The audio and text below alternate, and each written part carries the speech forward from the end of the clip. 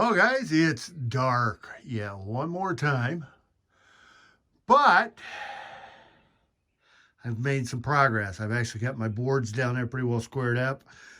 Um, I don't have the joist here raised back up yet. That's why this sheet of plywood's just kind of laying here.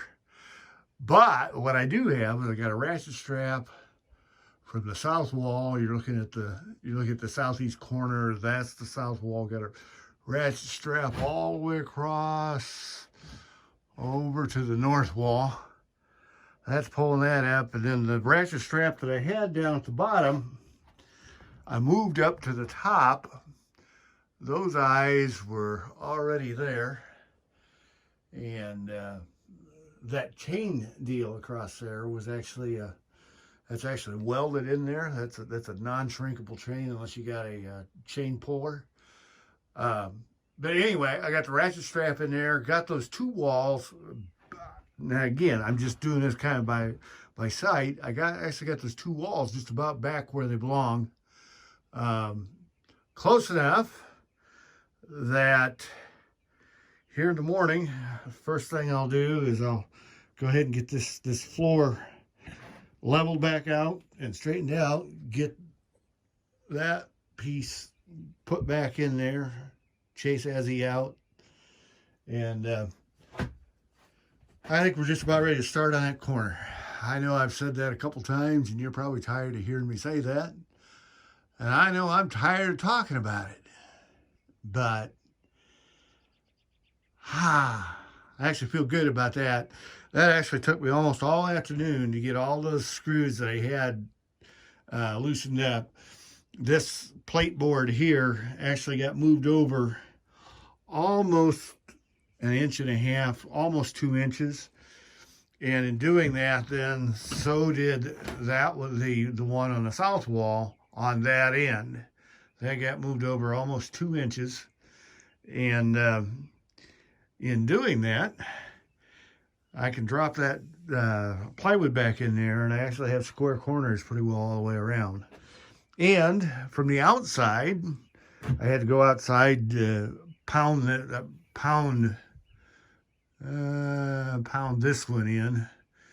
I had to pound it this way, and so I had to go out on the other side of the fence line and take a piece of pipe and move that, and got her all done.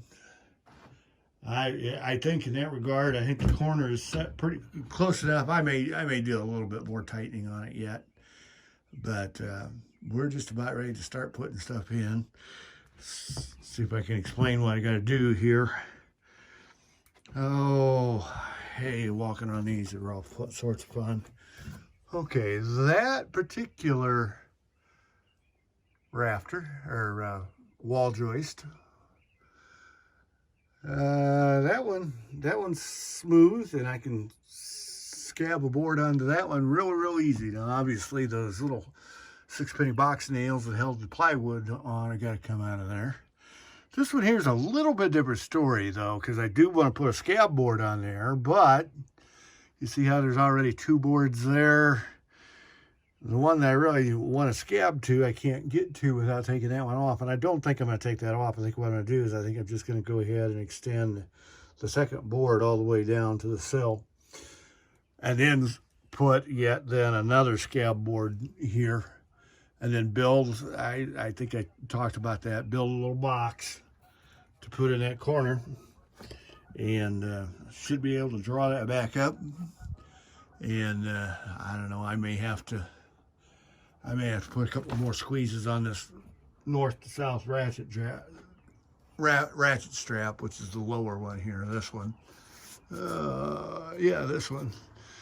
And I may have to do that.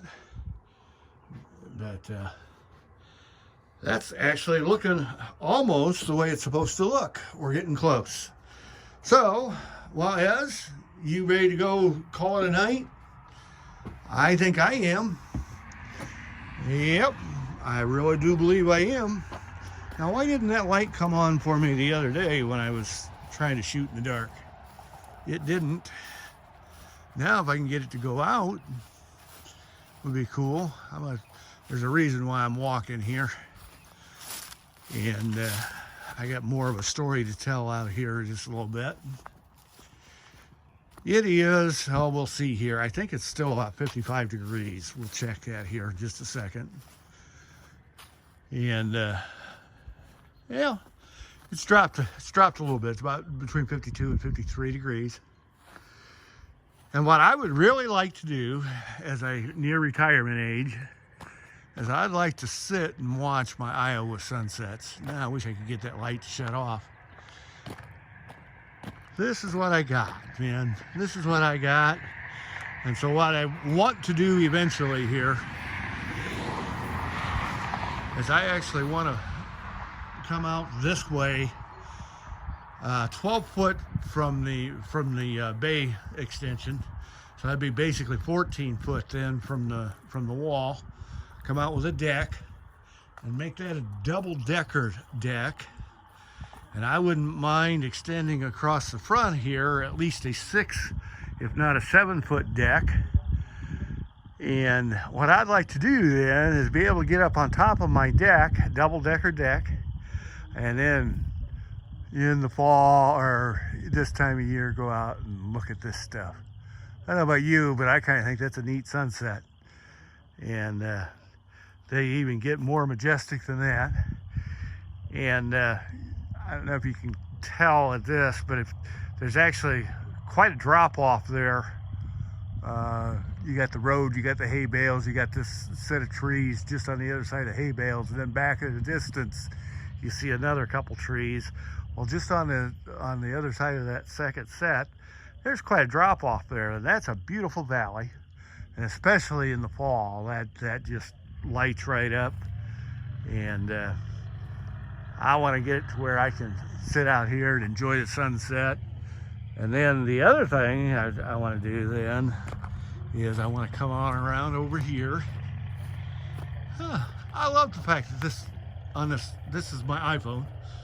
The reason I use the iPhone, one of the reasons I like the iPhone, is that I can actually upload stuff far faster off of my my cellular data than what I can off my DSL modem. I'm not quite sure why that's the case, but it is. But anyway, that double-decker deal then I want to bring all the way around this side of the building as well. And I'm going to put a storm cellar down there, storm cellar and stuff like that. The sump pump is down there, where that white pipe you see sticking out is actually a sewer vent. And but anyway, what I want to do is I want to put a storm cellar down in there and have the roof of that storm cellar then be the floor of this deck over here, in such a way then that I can get down into the storm cellar through the deck. I'm not quite sure. I'm thinking 12, 14 foot out this way too, and just have this gigantic wraparound porch. One of the reasons I want to do that is because obviously, I mean, it's Iowa. We do have a bunch of trees around, and you got to clean gutters once in a while. If I have a double-decker deck, that should make it really easy to clean gutters, I would think, and go from there. Got a little bit of my mess cleaned up here the last couple days. Not a lot, but enough that I can tell the difference. You're probably saying, yeah, it's still a mess. But that's all right. We're making progress. Got most of the weeds around the rock garden taken care of. I thought I had them all done, but obviously here I don't. This one ain't wanting to cooperate with me.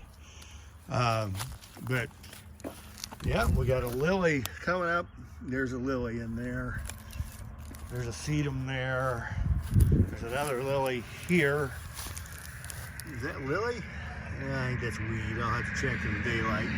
Anyway, there will be a lily come up there. Another sedum. And then another yellow lily will come up in that open spot. And this afternoon I can actually see the lily beginning to poke through. But I got some of this mess cleaned up. I did get the sawhorses out of the lawn, out of the front yard. They're back in the shed. Oh, I gotta get that little project done there so I can get my buddy's scaffold back to him. I don't think he's worried all that much about the scaffold, but I know he doesn't want to lose those walk boards for his scaffolds. Those are nice, and I sure don't want to have to pay for them if I'm having to buy him new ones, so I probably better get those back to him.